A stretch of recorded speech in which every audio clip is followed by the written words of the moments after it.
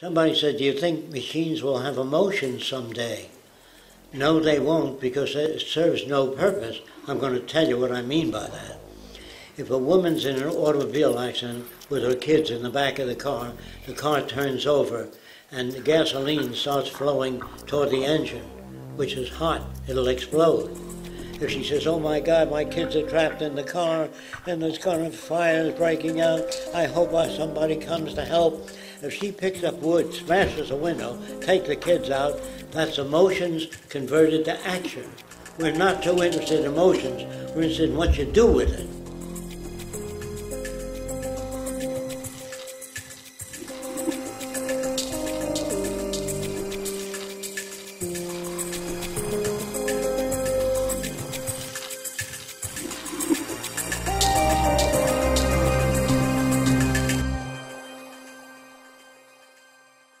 I think I can say this, that most people really don't know how to raise children. I wanted to communicate with my little boy when he was just a few months old.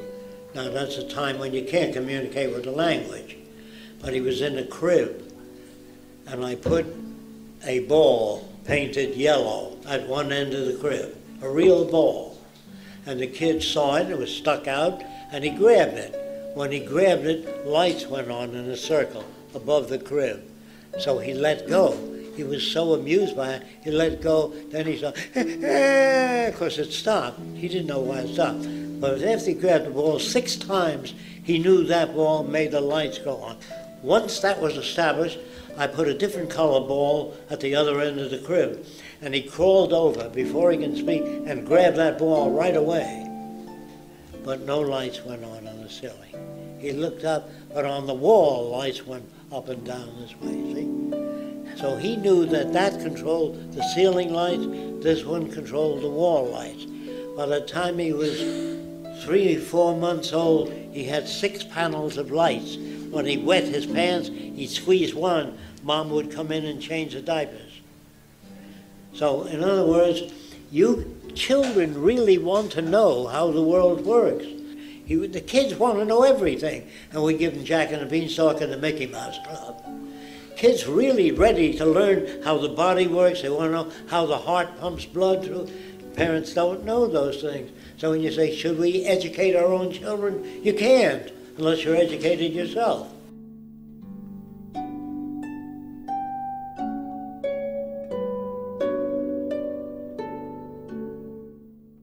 You know, a priest said to me, I don't believe you. I know 2 people in the same home. One became a priest, the other a gangster. If environment is everything, how do you get those differences? And I said, the minute you treat one kid different than the other, you get the differences.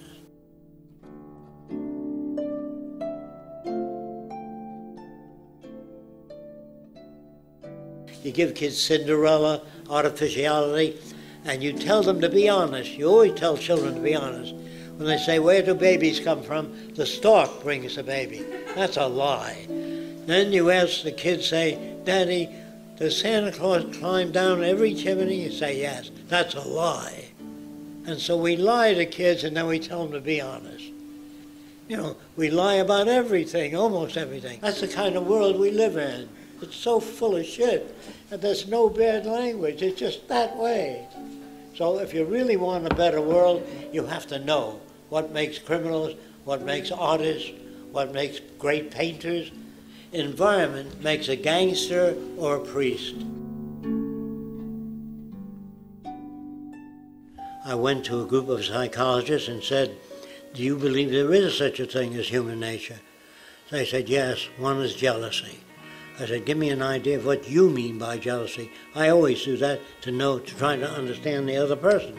He said, when I reach for my cat and put it on my lap, my dog growls. That's what I mean by jealousy.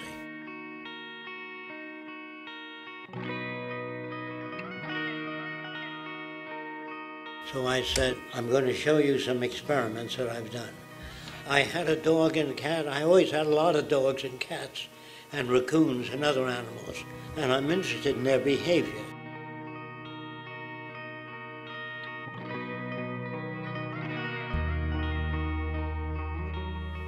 I gave the dog fresh liver, a little bit, and then picked up the cat. Fresh liver, a little bit, and then picked up the cat. Gave the dog fresh liver and picked up the cat. I did that 20 times. And when I reached for the cat, the dog's tail would wag. So if it were inborn, he would still growl. You know what I mean? If it was conditioned, he wouldn't wag his tail when I picked up the cat.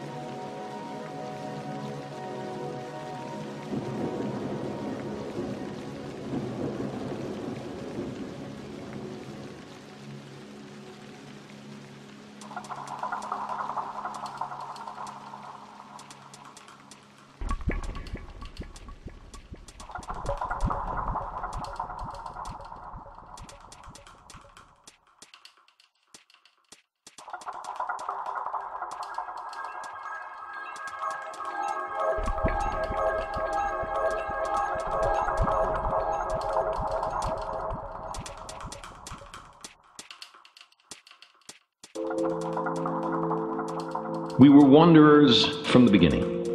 When the fruits or nuts were ripe, we were there. We followed the herds in their annual migrations. We rejoiced in fresh meat.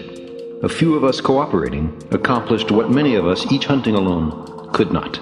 Making it on our own was as ludicrous to imagine as was settling down. Working together, we protected our children from the lions and the hyenas. We taught them the skills they would need and the tools. Then, as now, technology was the key to our survival. It might be a familiar progression, transpiring on many worlds. A planet newly formed placidly revolves around its star. Life slowly forms. A kaleidoscopic procession of creatures evolves. Intelligence emerges, which, at least up to a point, confers enormous survival value. And then, technology is invented. It dawns on them that there are such things as laws of nature, that these laws can be revealed by experiment, and that knowledge of these laws can be made both to save and to take lives, both on unprecedented scales. Science, they recognize, grants immense powers. In a flash, they create world-altering contrivances. Some planetary civilizations see their way through, place limits on what may and what must not be done, and safely pass through the time of perils. Others, not so lucky or so prudent, perish.